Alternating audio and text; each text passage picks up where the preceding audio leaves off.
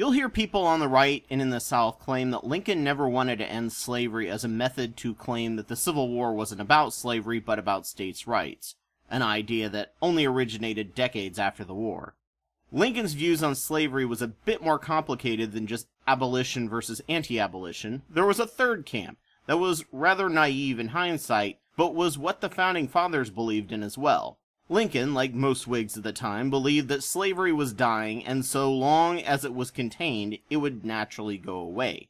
With the passage of the Missouri Compromise in 1820, the Whig Party thought they had stopped the spread of slavery, as slave states could not be added north of the 36 by 30th parallel, and at the time we didn't own Spanish territory, so Missouri was going to be the last slave state admitted to the Union. They also had ended the slave trade in bringing in new slaves. The thinking had some merit as they kept adding free states, slave states would become a minority, and they could slowly squeeze slavery out of the South. They were done. Now they just had to sit back and wait for slavery to inevitably die as they all believed. Until it didn't. In 1850, Henry Clay and Stephen Douglas passed a compromise, now called creatively the Compromise of 1850, that allowed Texas to be a slave state, California to be a free state, and a harsher fugitive slave law was enacted, and Utah and New Mexico were given popular sovereignty to vote for themselves if they wanted to be free or slave states. The Whigs were meh, because these were ranching areas, not farming areas, so slavery was very unlikely to take hold there. But in 1854, Stephen Douglas and Franklin Pierce passed the Kansas-Nebraska Act, which gave popular sovereignty to the states of Kansas and Nebraska, both heavily farming territories, which would break the Missouri Compromise.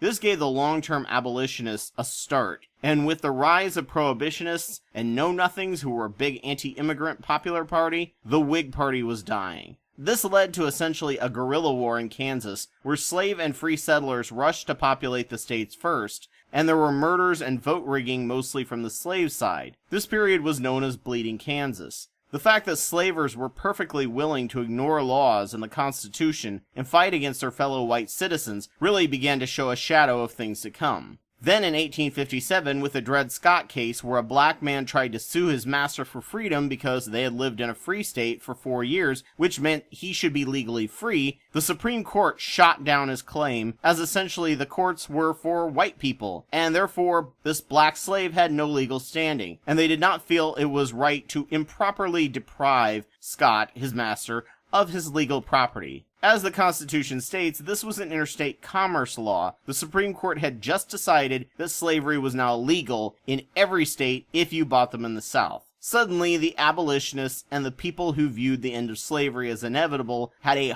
harsh wake-up call. Lincoln, being one of them, ran against Douglas and lost, but was given a great platform in the Lincoln-Douglas debates that gripped the nation at the time. Afterwards, the Republican Party was founded, with factions of the Whigs and the Know-Nothings, with a drive to stop the spread of slavery and overturn Dred Scott and Kansas-Nebraska and get America back the slow path of slavery dying its slow natural death. When Lincoln was elected and Republicans won in a big win, the South, knowing this, now seceded. If he overturned Dred Scott and stopped the spread of slavery to new states, they would have to go back, and their identity with slavery and manifest destiny was too great. They threatened to secede vocally if Lincoln won, because they wanted to keep spreading their culture of slavery to new states, and less slave states meant less power in Congress for their cause. Whites in the South, even poor ones, relied on slave labor, even if they just rented slaves on occasion from their masters. They believed that the South would be economically ruined as slaves had a ton of financial capital investment, and suddenly that value would be gone up in smoke. They also feared a rebellion similar to Haiti of retribution by slaves where whites were slaughtered in mass. John Brown's attempt to cause an armed slave rebellion added to this fear. The North, having no slaves, had instead worked on mechanization and infrastructure, and without these in place, the South couldn't compete economically with the North. The Lost Cause people would like to tell you to think that it was because the tariffs were being increased, not slavery, but they were against tariffs specifically because their free slave labor drove them to not automate and therefore not need tariffs to compete. Also, the tariffs did not pass until the South left Congress, and the North now had all the votes. The opportunity arose, and Lincoln passed the Emancipation Proclamation, which allowed the slave states of Missouri, Kentucky, Maryland, and Delaware to keep their slaves,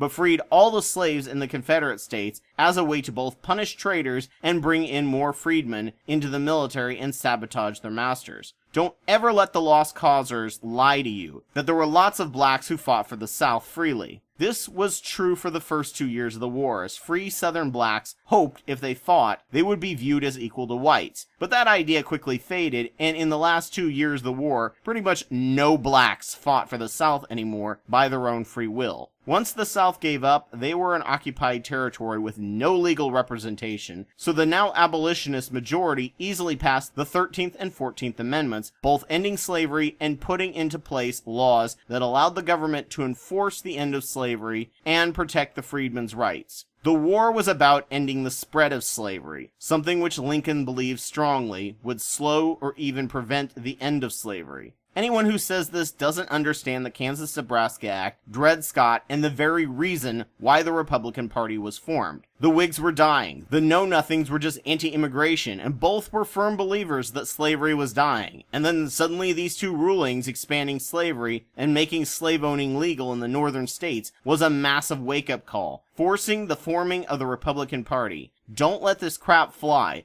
Lincoln didn't want to abruptly end slavery. He wanted it to die naturally by not spreading further.